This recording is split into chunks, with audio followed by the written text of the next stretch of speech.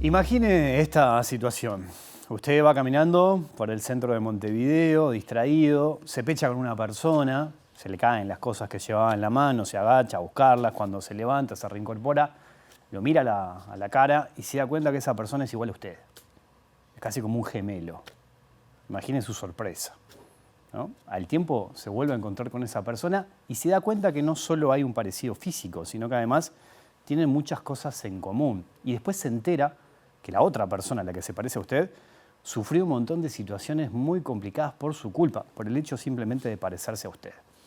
Ese es el punto de partida de la última novela de Marcelo Stefanel. Y con él precisamente vamos a estar hablando esta noche. Bienvenidas, bienvenidos. Así comienza el lado B. Yo en la cárcel perdí todo lo que había escrito, todos los cuentos y una novela que había hecho, en una requisa en el año 82. Me llevaron todo, lo perdí y ahí me rayé, me bloqueé. Todo lo que estaba de puño y letra mío desapareció. Entonces primero me hice el valiente, ya voy a escribir de vuelta, no, imposible. Sí. Entonces no escribí más por años, no me dediqué a pintar. Pero cuando empiezo a trabajar en Brecha, Ana Inés Larre Borges, en las conversaciones que teníamos de pasillo o almuerzos, estaba asombrada de lo que habíamos leído. Entonces un día me dice, ¿por qué no te haces una columna semanal y la titulamos Leer en Libertad? Y contás una experiencia. Y hice aquellas columnitas. Pero ese fue el puntapié, por eso se lo dedico a ella.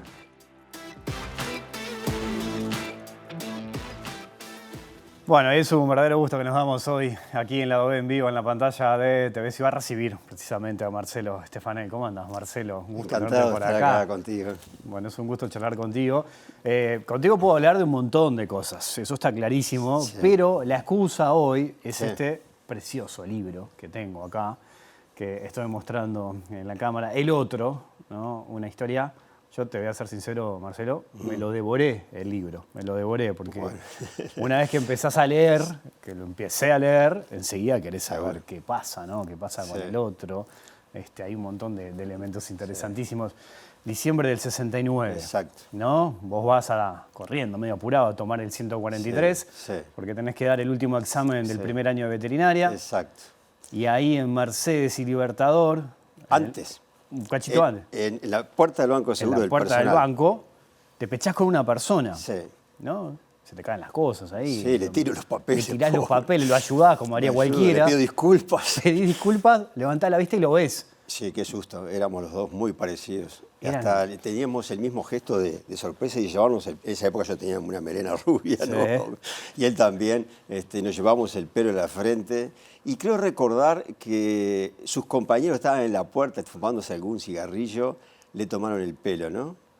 Por el parecido. Sí. Pero yo seguí rápido porque si perdía el ómnibus no llegaba a tiempo a mi examen de histología en Facultad Veterinaria. Interesante, porque a vos te llama la atención, pero en realidad no reparás mucho ahí, es al tiempo que después te da. En realidad fue una sorpresa fuerte, pero casi olvidable enseguida por la vida que llevaba, ¿no? Mi vida era muy intensa, estudiaba mucho, trabajaba y militaba mucho. Entonces, ese presente, un tanto exigente, te llevaba a olvidar los detalles. Recién me viene a la mente, pero también así, muy fugazmente, el día que me capturan. En el momento que siento cuando me suben al vehículo, siento que por radio le dicen, la patrulla que me captura le dice a otra patrulla, suelten al otro que tenemos al verdadero. Habían capturado a otra persona muy parecida a mí. Claro. Y también me lo olvidé. Sí. Porque, bueno, las circunstancias de la captura, la tortura, después muchos años de prisión, eso quedó totalmente en el olvido. Salgo con amnistía en el 85, me vinculo me invento una profesión, gracias a una amiga que me enseña diseño gráfico, me meto en el mundo del diseño. El mundo del diseño me lleva al mundo del computador. Y así voy pasando por medios, ¿no? Trabajé en el Semanario Las Bases, ahí aprendí mucho, después fundamos Brecha y después un día me invita a trabajar Arbilla en Búsqueda para informatizarlo. Y bueno, eso fue un salto muy grande para mí profesionalmente. Y ni bien me afinqué ya en Búsqueda, en el 91, me hice socio del Club Juventus, ¿no? Ya tenía resto como hacer ejercicio, me encanta el básquetbol. Y empecé a hacer yoga y pileta también. Y compraba todos los implementos de higiene que tenía un casillero en el club en una farmacia que había en Avenida Libertador entre Colón y Mercedes. Entonces un día que está solo el farmacéutico, me pregunta, ¿cómo le va su trabajo ahí en el banco? ¿Qué banco? Dice, ¿usted no trabaja acá en el Banco de Seguro? Digo, no, yo trabajo en Semanario de Búsqueda. Ah, hay un funcionario idéntico a usted, discúlpeme, lo confundí, ¿no? También viene a hacer la compra acá. Me fui al club, fue la primera vez que no pude hacer yoga. Iba a hacer yoga cuando pasé por ahí, no me pude concentrar. Imposible, claro. Me impactó eso, no podía creer que habían pasado 23 años y aquel muchacho que me choqué había envejecido igual que yo, ¿no? Quedó calvo como yo, usaba barba como yo, lentes como yo. Bueno, era muy insólito. Y me entró un pudor espantoso, entonces también intentaba borrar el hecho, ¿no?, de que existía un Socias tan igual a mí. Pero el farmacéutico, a medida que pasaba, ¿no?, me iba dando pistas, como que si procurara un encuentro, ¿no? Y un día digo, bueno, voy a ir a conocerlo, ¿no? Ya sabía dónde trabajaba, en qué piso estaba. Entonces un día que había un entierro fenomenal en verano en el semanario, salí rumbo al banco, tomo el ascensor ese que hay atrás de la puerta principal, atrás del monumento de Artigas, sube un montón de gente, ¿no?, y cada uno diciendo piso, piso, yo digo, cuarto piso. Y bueno, y una muchacha que estaba atrás mía me dice, Juan, ¿suspendiste la licencia? Entonces me doy vuelta y me dice, ay, disculpame, te confundí. Y entonces, qué frustración, ¿no? El día que decidí conocerlo, estaba en licencia, Juan estaba en licencia. Eso vos lo contás muy bien en sí. el Y bueno, libro, ¿no? Y entonces todas las frustraciones que iba teniendo en los encuentros, y después la gente que me confundía con él, ¿no? Como me confunde Eduardo Galeano, un día me dice, te saludé y no me saludaste. ¿A dónde? Le digo. Y ahí dice, en la puerta del Banco de Seguro. No, le digo, Eduardo, digo, ese es otro, no soy yo. ¿Cómo otro? Entonces le hago este cuento que estamos conversando ahora. Él quedó tan entusiasmado que me invitó a almorzar. Pero lo divertido ahí, Marcelo, sí, es que justo Galeano, que iba por la calle que como nunca daba iba en su bolilla mundo, a nadie. no le daba bola a nadie, justo ese día te Me quiso confundo. saludar. O sea. Con Eduardo habíamos hecho muy buenas migas cuando fuimos compañeros de trabajo en Brecha, ¿no? En Brecha, claro. Él iba cada tanto a llevar su página y era meticuloso. Él quería ilustrarla también. Llevaba viñetitas, todo aquel conseguía. Entonces no sé por qué le fascinó armarla conmigo. Entonces, muy zorro, iba, daba vueltas hasta que veía que yo quedaba libre. Éramos 3 armadores. Cuando quedaba libre se arrimaba y me decía, ¿puedo armar la página contigo? Sí, encantado. Y mientras armábamos la página conversábamos muchísimo, ¿no?, porque teníamos muchos conocidos en común. Entonces hicimos migas, muy buenas migas. Y bueno, y ahí fue que cuando me dice que me había visto y yo le dije que yo no era, me invita a almorzar y le hago el cuento de cuando me choqué la primera vez con este Botija, bueno, los 23 años, y él empezó a anotar en su libretita que tenía siempre en el bolsillo, con un lapicito, las anécdotas que le impactaba, la anotaba. Pero anotó 2 o 3 líneas y la guardó de vuelta. Y le digo, Eduardo, ¿qué haces? Y dice, no, esta historia tenés que escribirla vos. Eso que estoy diciendo fue 2004, 2006, por ahí. O sea que pasaron muchos años hasta que me largué a escribirlo. Bueno, de hecho vos en el libro lo contás muy bien, se lo dedicás también a Galeano, sí, ¿no? se lo dedico porque él fue el que me invitó a escribirlo. Claro, y es muy interesante cómo esto que acabas de contar vos lo contás en el libro también, porque están en la piscina en un momento, sí, claro, cuando él te reprocha que no lo habías saludado, sí, que no lo habías reconocido. Esto de parecerse a otro, ese otro también pasó por situaciones bastante complicadas, sí, que bueno, es claro, parte del libro, vos explicás muy bien todo claro, lo que sucedió. Sí. A mí me gustó mucho, porque también vos jugás con muchas imágenes de Montevideo, ¿no? Es como muy Sí, montevideano sí, en sí, su sí. esencia, Sí. desde las esquinas, los lugares, las conversaciones. Haces un viaje por la ciudad también que es Claro. muy interesante eso, ¿no? Es que es como un homenaje a Montevideo, ¿no? Salió indirectamente eso. Lo que Claro. pasa es que Montevideo es la escenografía de la historia. Exacto. Sucede todo en Montevideo, ¿no? Entonces fui muy cuidadoso. Además, soy un detallista. Soy tan detallista que después le di a leer los originales a Fernando Butazzoni. Ajá. Y me mandó un WhatsApp que decía, Marcelo, te mandaste un novelum. Nunca así, la expresión me causó mucha gracia. Bien cortito. Pero tengo alguna sugerencia para hacerte. Después conversamos por teléfono. Y una sugerencia que me hizo, que tenía toda la razón y le llevé al pie de la letra, es que yo en vez de decir, por ejemplo, Avenida Libertador, decía Avenida Libertador Juan Antonio Lavalle. Era, no sintetizaba. Claro. Daba demasiados detalles que entorpecían la lectura. Como Entonces, para buscarle una lectura más ágil, digamos. claro, empecé a peinar, ¿no? Todos esos detalles geográficos. Pero igual, la geografía es inevitable, ¿no? Hablando de homenaje, yo tengo la sensación que hay otro homenaje. Yo creo que hay varios más homenajes, vos sabés, al leerlo. Sí. Uno en Montevideo, ese recorrido por la ciudad. El Valerio es protagonista, el bar Valerio es Seguro, protagonista. seguro. Después vamos a explicar por qué también, aunque la gente Sí. lo tiene que leer. No vamos a Sí. spoilear mucho. No, igual, no. quedar Poco, tranquilo. Poco. Hay un homenaje a los bares de Montevideo. Sí. Y hay un homenaje a los mozos de Montevideo. Exactamente. Me parece que hay ahí eso, ¿no? Sí, yo lo he dicho en otras notas que me hicieron, que Eduardo, el mozo del Valerio, Claro. Es la síntesis de muchos mozos. Yo quería mucho un mozo que estaba enfrente a Búsqueda. Al primero que fuimos muy amigos era el que estaba en el bar de los Andes, abajo de Brecha, Antonio. Claro. Antonio, un personaje. Pobre Antonio, ya estaba cada vez más viejo, arrastraba los pies, pero no fallaba nunca. Y en López y Bouza, enfrente a Sí. Búsqueda, estaba José, que era otro personaje. Muy callado, muy humilde, muy compinche con los que ya éramos habitués, ¿no? Y Mario, el cocinero. Claro. De esa complicidad ya de cliente asiduo, que le preguntás simplemente, ¿y sale merluza hoy? No te la recomiendo. O sea, Sincero, o simplemente, sin ninguna palabra, los Ajá. ojitos nomás era, no. Entonces sí, yo creo que en el mozo del Valerio hay muchos mozos. En el Valerio es la síntesis de otros bares, ¿no? Sí. Que la vida era así en los bares, ¿no? Sí, claro. La barra de veteranos jugando el dominó, ¿no? Era así. Bueno, ahí está lo interesante de esta gran novela que, bueno, mezcla realidad con ficción. Sí. Yo creo que ahí vos lográs una fusión perfecta. Es muy lindo, muy interesante meterse en esa historia. La dictadura presente, la guerra civil española, la Segunda Guerra Mundial. Exacto. A partir de ese parecido con el otro, con Juan. Seguro. ¿No? Vos ahí creás también una historia muy, muy interesante que va por estos lugares. Lo del bar del Valerio, vos ahí creás como un escenario, una escenografía lindísima. Sí.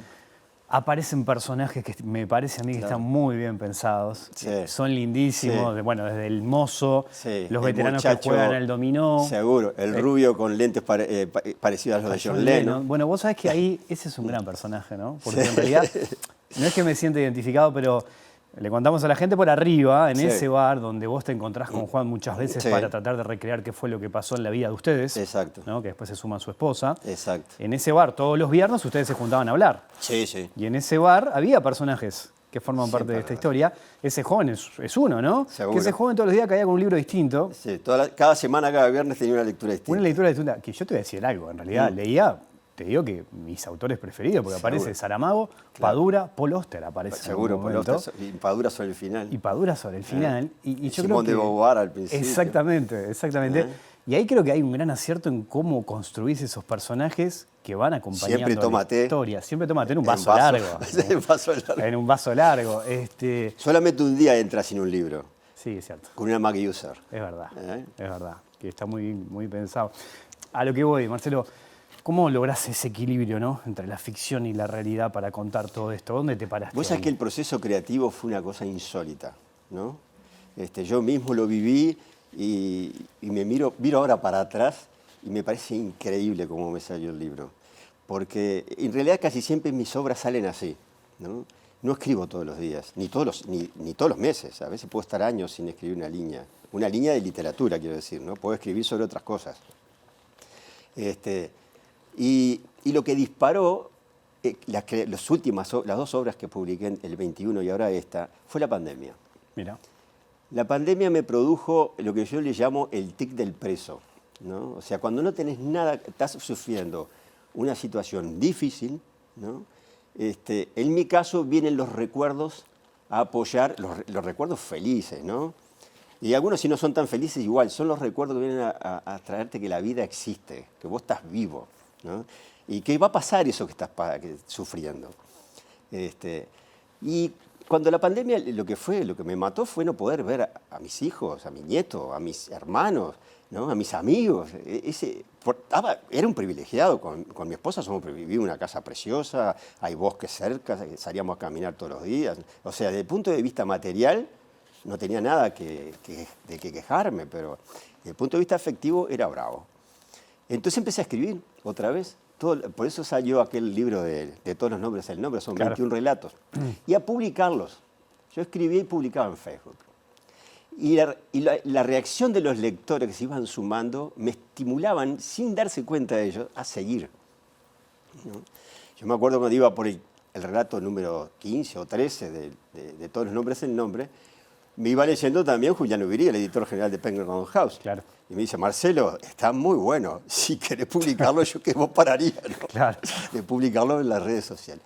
Y bueno, y así fue. Terminé en 21 relatos y salió. Y terminé esa obra y empecé con el otro. Ajá. Empecé muy tímidamente, siempre en Facebook. Todos los jueves publicaba un capítulo. Tú le agarrás el libro que lo leíste. Todos los capítulos están exactamente en el orden que lo fui publicando. Ujú. Y no había escrito ni 15 capítulos cuando ya una lectora me dice, ay Marcelo, por el capítulo 5, por culpa del capítulo 5 se me pasó la torta en el horno. Entonces dije, bueno, está, voy bien. Como tú dijiste, buena señal. no lo podía soltar. Claro. Y después un poco más adelante otro lector, que como tenía que esperar al otro jueves a aparecer, porque era estilo folletín la publicación mía, me dice...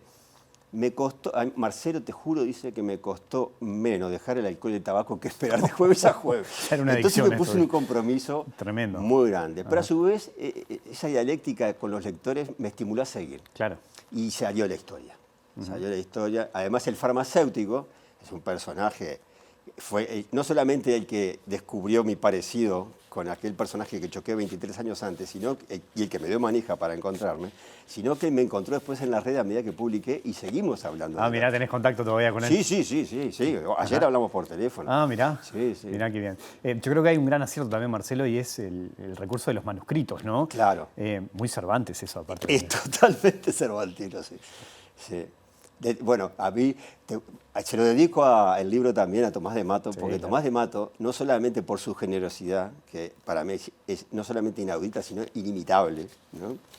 Sino además porque cada vez que nos cruzamos, cuando era editor de la Biblioteca Nacional, él vivía cerca de Búsqueda. Cada vez que nos cruzamos por Rondó, acá y Colonia, por Rondó y Mercedes, me decía, Marcelo, me debías una novela cervantina. Te reclamaba eso. Sí. Entonces cuando vinieron los manuscritos, dije, esto es cervantino. Claro. Y Tomás Tomás también usa manuscritos en su Sí, novela El hombre de marzo. Claro, claro. Y bueno, pero eso te permite jugar muchísimo también, ¿no? Ujú. Y ponerte en el lugar del otro. Sí, exacto. No, yo te digo, es insólito. Creo que si a medida que siga pasando, sumándose lectores y viendo las reacciones de todo el mundo, me voy a dar cuenta quizás más adelante de cómo fue el proceso creativo. Pero fue así, muy rápido. Contábamos recién, ¿no? A partir de que este choque, cuando vos te encontrás con la otra persona, él también intenta buscarte, ¿no? De Sí. hecho, ahí aparece también algunos recursos que son muy buenos. Sí. Hay un interés de los dos Sí, de claro. ver qué pasa. Claro. Y después eso vos lo explotás muy bien también, ¿no? Claro. De jugar claro. un poco. Bueno, porque- cuando deja los manuscritos, Claro. no me animo a leerlos. Por eso. Hay todo un proceso hasta que vos te pones... Y que él te dice, bueno, después que los leas, llamame. Además, siempre me quedé pensando, pobre gente que se parecía a mí, ¿no? En aquellas épocas duras. Claro. Porque aquel que detuvieron, cuando me detienen a mí al final y dicen suelten al otro porque tenemos al verdadero, también pasó mal antes. Un primo mío pasó muy mal por parecerse a mí. O sea, recién me empecé a dar cuenta de los daños colaterales que tiene la actividad de cada uno de nosotros. Somos responsables hasta de cómo somos físicamente en una situación difícil. Sí, a mí hay algo que también me pareció muy, muy interesante, muy, muy lindo, es que Juan, esta persona que sufrió Sí. por tu culpa, si se quiere, por Sí. parecerse a vos, él nunca te lo cobró, o sea, nunca te pasó factura por esta situación, ¿no? No, y eso que su característica era político completamente. Claro. No entendía el mundo que lo rodeaba, pero bueno, se tuvo que adaptar. Porque uno puede enojarse, che, mirá, Y por tu agarró su culpa- obsesión en el personaje que seguía a los uruguayos en el exilio. Exacto, exactamente. Todo su rencor, todo su odio está centrado en ese personaje. Esto de varias personas, de confundirse y todo, pensaba que vos tenés 3 nombres Sí. y te pusieron un montón de apodos también a lo largo de toda tu vida, ¿no? O sea, Sí. te acompaña esto, ¿eh? Sí, los nombres me acompañan. Y los otros también. Y los otros también. Porque sí, mi padre tuvo la manía de ponernos, y mi madre, ¿no? 3 nombres a todos los hermanos. Y encima mi hermana menor, que cuando nace, yo le llevaba 9 años, y cuando empezó a balbucear los nombres de sus hermanos, nunca supo decirme ni Marcelo ni Mario. Todo el mundo mi segundo nombre usa mi familia y mi esposa. Entonces me dijo Pepe. ¿Para qué? Entonces algunos primos empezaron a decir Pepe, ¿no? Entonces Pepe fue otro apodo que tuve. Ajá. Y mi padre, esa es la cosa más increíble, él se llamaba Santiago Nicolás, le puso Santiago a mi hermano y Nicolás a mí. Pues a mí siempre me llamó Santiaguito. Papá me decía, hasta mañana, Santiaguito, toda la noche que se despedía. ¿Cómo te fue en el liceo, Santiaguito? O sea, imagínate. Y a mi hermano, por supuesto, no lo llamaron por el nombre, Daniel, ¿no? Claro. O sea, sí, con los nombres siempre tuve un problema. Quizás hay mucha gente que piensa o recuerda que hay una leyenda que dice que tenemos 7 parecidos en todo el mundo, ¿no? 7 Socias, sí. Exacto. Yo conocí por lo menos, sé que existe otro más, vos lo leíste al libro, sí, que todavía no me he animado todavía no fuiste, a conocerlo. No fuiste a buscarlo todavía. Sí, porque además me confundió un mecánico y me confundió porque dice que soy igual y además el mismo auto. El mismo auto. El mismo color, el mismo modelo. Digo, no. Vamos a aclarar una cosa. Este auto no es mío, es de mi hijo. Por lo menos en eso será igual, pero no es mío. Mencionaba, ¿no? Hablábamos de Cervantes recién. 7 veces leíste El Quijote. Sí. 4 estando preso, sí, y 3 después 3 en libertad. En libertad. Yo supongo que, obviamente, formó parte todo de un proceso, ¿no? Sí. Y supongo que cada lectura debe haber dejado algo distinto, sí, ¿no? Sí. Ni hablar que no es lo mismo la primera vez que lo leíste que la última. Y hay algo que siempre me hizo mucha gracia en tu vida, y es que cuando lo viste en el liceo no te gustó mucho. Nada, me aburrió. Nada, ¿te aburrió? Me aburrió. Pero como contraste tenía un tío, poeta, hermano menor de mi padre, Carlitos Stefanel, que era profesor de literatura. Y él, cuando íbamos a la playa juntos, ¿no?, hablaba de Sancho y de Don Quijote como si estuviera hablando de José y María, el vecino de enfrente, con una naturalidad, ¿no? Lo hacía muy gracioso. Pero cuando me tocó formalmente darlo, me aburrió. Pero el desafío fue, cuando estaba preso, digo, a ver, ahora sí lo voy a leer, tengo tiempo, ¿no? Ahora voy a leer a ver quién tiene razón, si las profesoras de literatura que tuve o mi tío Carlitos. Y bueno, y entré por la puerta grande porque me enamoré de la obra de Piqué, ¿no? Ajá. Por una sencilla razón. El prólogo empieza diciendo desocupado lector. Y no hay nadie más desocupado que un preso que está solo. Claro. ¿No? Y tras cartón, en el primer párrafo, te dice que ese hijo fue concebido en una cárcel. O sea que Cervantes concibió su novela estando preso. Y estuvo preso muchas veces, ¿no? Pide disculpas al lector por ese hijo flaco, ¿no? Pero se hizo en un lugar donde la tristeza reina, en una cárcel, ¿no? Entonces me dije, pero lo hizo para mí. Esto para mí. Y enseguida vienen los versos. En la época se estilaba, tú explicabas una novela y tus amigotes intelectuales te dedicaban sonetos, ¿no?, versos rotos, alejandrinos, ponderándote, dándote para arriba, ¿no? Y Cervantes no tenía a nadie. Entonces, ¿qué hizo? Lo hizo en broma. Se toma el pelo a sí mismo, porque usó personajes literarios, ¿no? Amadís de Gaula le hace un poema a Don Quijote. La dama de Amadís a Dulcinea. Llega a poner un diálogo entre el caballo del Cid y Rocinante. Claro. ¿No? Entonces es algo descacharrante, es humor puro y duro. Y entonces entré en la onda y dije, voy a poder ser un lector de 1605. Voy a poder serlo, porque entré por el humor, ¿no? Y es extraordinario. Y después fui descubriendo más cosas a medida que leía. Me fanaticé. La verdad que a tal punto que me di cuenta y lo dejé leer de repente 4 años. ¿No? Y mientras tanto leía las obras que estaban en la biblioteca de Alonso Quijano el Bueno. ¿Y para qué? Leía las obras, entonces cada vez volvía de vuelta a Don Quijote. Siempre se vuelve. Se vuelve. Siempre se vuelve. Hacemos una pequeña pausa, Marcelo, y seguimos conversando. ¿Cómo? Ya sigue la OE aquí en la pantalla de TV Ciudad.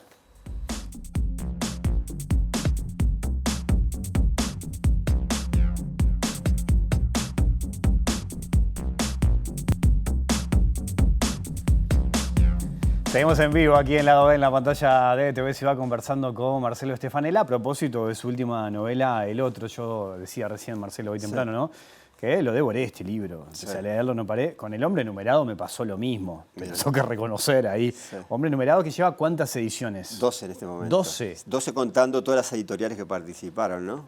Impresionante. De Santillán Aguilar fueron 9, más la del Bolsillo, 10ª. Después salió una en Colombia y otra en Francia. Impresionante, realmente. Y en Banda Oriental. Bueno, ¿y este lo mandaste al exterior, Cataluña? No ¿lo mandaste? sé, lo mandé a amigos a que lo leyeran. Y bien, buena respuesta. Sí. Todo eso. Estoy esperando la respuesta de los catalanes. De los catalanes, les va a De mis gustar. primos catalanes, sí, se van a emocionar, según dice mi esposa. Ajá. Sí, porque hay muchos lugares donde también compartimos, ¿no? Pueblos que compartimos, viajes que compartimos dentro de la Cataluña. Y nombres, ¿no? Hay nombres de personajes que son los nombres de mis parientes. Claro. También, ¿no? Pero, aunque son muy comunes. Antonia en Cataluña hay millones de Antonia, ¿no? Jaume también hay muchos, pero se van a sentir identificados. Muy bien. Bueno, a modo de resumen, obviamente que contamos muy pocas cosas porque la idea es Sí. que la gente lo pueda leer y se entere Sí. de esto que pasó, de este parecido que vos te encontrás, este gemelo. Y a partir de allí empezás a investigar en su vida, Sí. en la tuya, y encuentran algunos puntos de conexión que son realmente impresionantes. Y bueno, vos lo explotás de manera brillante Claro. en esta novela. La vas a estar presentando en un montón de lugares. Acá en Montevideo la Feria del Libro más adelante, pero Sí. vas a ir a Paysandú, supongo, también. Sí, ¿no? a mi pueblo no puedo fallar. No puedo matan fallar. si no vas, claro. Está organizado ya un periplo que empieza en Salto el 11 de agosto, en Paysandú el 12 de agosto, y después en octubre va a ser en la Feria del Libro, y después en algunas librerías que me han invitado a presentarlo se está organizando eso, ¿no? Una va a ser allá en mi barrio, en El Pinar, en Libros de la Arena, va a ser una presentación, y más adelante voy a seguir en otras. Tengo una invitación también para Maldonado, pero todavía está sin concretar. Sí, va a estar movido este año con el otro. Es un año aparte, Marcelo, muy particular, ¿no? Estamos justo en junio, además, ¿no? ¿Qué te 50 años parece? del golpe, muchos años de cárcel. Sí. Y ahí uno de tus refugios fue la literatura, fue la lectura, los libros. La literatura en principio me salvó de la insania. Por eso yo digo que cuando el narrador tanto joroba que Don Quijote se volvió loco, Alonso Quijano, de tanto leer libros de caballería, yo para mis adentros decía, no es por eso. No es por eso. A mí me está salvando de la locura leer. Ajá. Leí muchísimo, sí, mucho. Y después escribir también, ¿no? Escribir es liberarte. Es una forma aunque sufrís también escribiendo, porque a veces contás cosas que son muy duras, ¿no? Pero la vida es así, ¿no? Una mezcla siempre de tristeza y alegría, de satisfacciones e insatisfacciones. Pero escribir es una... Yo creo que todos tenemos un afán muy natural, muy humano, de intentar dejar algo, una huella, de trascender. Y bueno, dejar historias para que la lean otros más adelante, me parece que como un objetivo muy loable y hay que lograrlo, ¿no? Yo en el libro anterior de Todos los nombres el nombre me pregunto al final, lo mismo que se preguntó Stendhal en su libro. Stendhal en un librito de memorias se pregunta, en 1832, se pregunta si alguien lo leerá en 1932. Claro. Y yo me pregunto si en el 2121 alguien leerá de Todos los nombres el nombre. Yo creo que sí. Ojalá. Que sí. Bueno, acá estamos, de vuelta el otro, de Marcelo Stefanel. Lo pueden conseguir en cualquier librería, lo pueden comprar. Exactamente. Yo se los recomiendo porque es una novela lindísima, muy interesante, que se lee de manera muy ágil, pero además deja muchísimo como aprendizaje también. Marcelo, ha sido un gustazo tenerte por acá en la Adobe. La verdad, hace tiempo que quería hablar contigo. La excusa del libro es lindísima. El gusto ha sido mío también. La seguimos en cualquier momento. Encantado. Nos vamos, volvemos el lunes después de las 20 horas. Que pasen bien, chao.